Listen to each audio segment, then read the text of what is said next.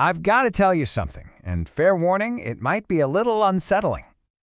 See, those chains around your ankles, they probably feel a lot like freedom. And the shadows dancing on the wall, well, that's your reality, right?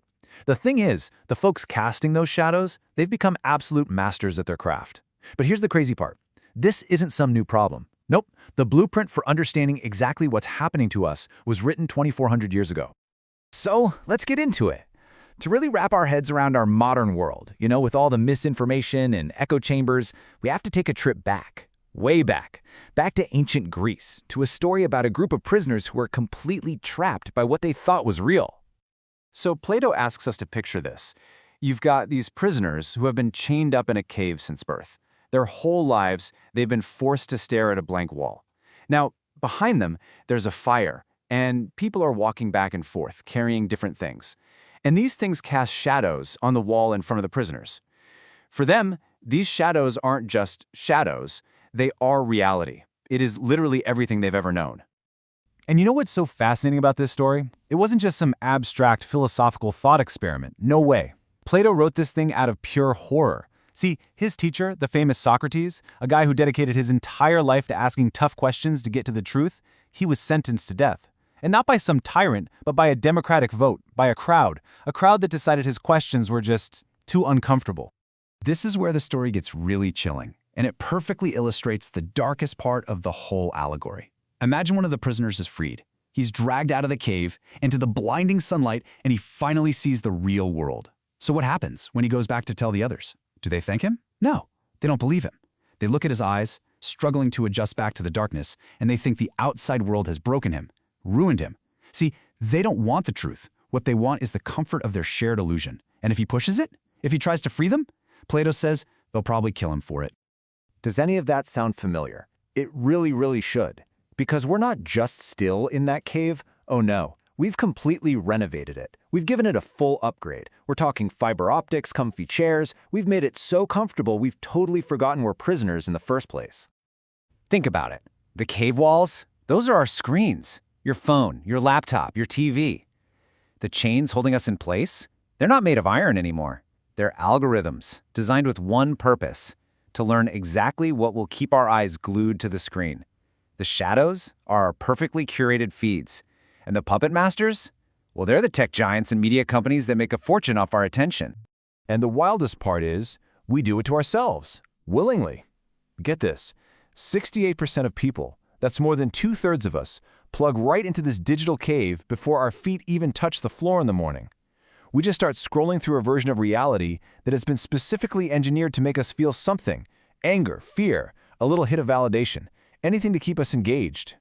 You've got entire teams of brilliant engineers and psychologists whose entire job is to make those shadows more compelling, more believable, more addictive. They have a fancy term for it, of course: engagement optimization. But let's be real. Plato would have called it exactly what it is: perfecting the chains. But here's the most dangerous upgrade of all. In Plato's original cave, at least all the prisoners were watching the same shadows. They had a shared reality, even if it was a false one. Today, algorithms have built a separate, totally personalized cave for every single one of us. The reality my feed shows me is completely different from the reality your feed shows you. We're not even looking at the same wall anymore. And is it any wonder that having a real conversation, trying to bridge divides, feels basically impossible? So you gotta ask, why does this work so well? Why are we so susceptible to these shadows? Well, it turns out the puppet masters understand something really fundamental about how our brains are wired, something that, ironically, Plato's own student, Aristotle, figured out thousands of years ago. Okay, so first up, you've got logos. This is the appeal to logic. It's the facts, the data, the well-structured argument. This is how we all like to think we make our decisions, right? It's the what of any message. But here's the thing. Before logos can even get his shoes on, pathos has already won the race. Pathos is the appeal to emotion. How you feel about an idea determines whether you'll even listen to the logic. Let's be honest, facts alone almost never change anyone's mind. Our feelings are basically the bouncers at the door of our brain, deciding which ideas get in. And then, finally, there's ethos. This is all about credibility. Who is telling us this stuff?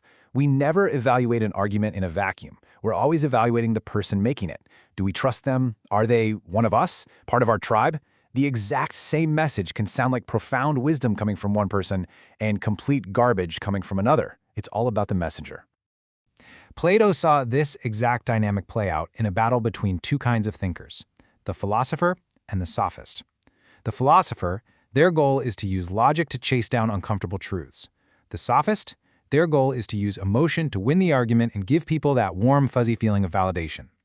And our modern digital cave? Well, it's a system that is perfectly designed to reward the sophist every single time. Why? Because comfortable validation gets way more clicks than uncomfortable truth. And it's not just the algorithms. Our own minds actually help keep the chains locked tight. You've got confirmation bias, which is that little voice that makes us hunt for shadows that prove we were right all along. Then there's the Dunning-Kruger effect, which makes us feel like we're absolute experts in shadow watching, totally blind to our own blind spots. But the big one, the most powerful one, is tribal identity. Our sense of who we are gets fused with what our group believes. So questioning the shadows, that feels like questioning ourselves. It's a threat of being kicked out of the tribe, which, to our ancient brains, feels a lot like death. Okay, so if the cave is that powerful and our own brains are basically working against us, how on earth do we get out? Look, the answer isn't easy. It's tough. It takes real courage, but it is not impossible. So let's talk about the path forward. Yeah, leaving the cave, it's not like you just flip a switch. It's an ongoing practice, something you have to choose to do every day. So number one, you have to actively seek out discomfort. Go find high-quality arguments and sources that actually challenge what you believe. 2, value your attention like it's gold, because it is. Realize that these platforms are designed to exploit that attention and make the conscious choice not to be exploited. 3, pay for clarity. If something's free, you're not the customer, you're the product. Support good, long-form journalism instead of just consuming free stuff that's built for outrage. And finally, number 4, practice some humility. Acknowledge how little you actually know. The prisoners in the cave, they're absolutely certain they're right. The person walking towards the sun, they're filled with doubt. And that's really the core of what Plato was getting at. See, the point of all this isn't to be right. It's not about winning arguments. It's about loving wisdom. And loving wisdom means you have to be willing to be wrong. You have to be willing to change your mind, to grow. It's about learning to ask better questions instead of just clinging to the same old comfortable answers. So when you boil it all down, we all face the same choice every single day. Do we want the comfortable, curated shadows of the cave? Or the difficult, sometimes blinding, light of a reality that's way more complex than any algorithm could ever show us? The cave is real, the chains are real, but the way out is right there. The choice is yours. So, what's it going to be?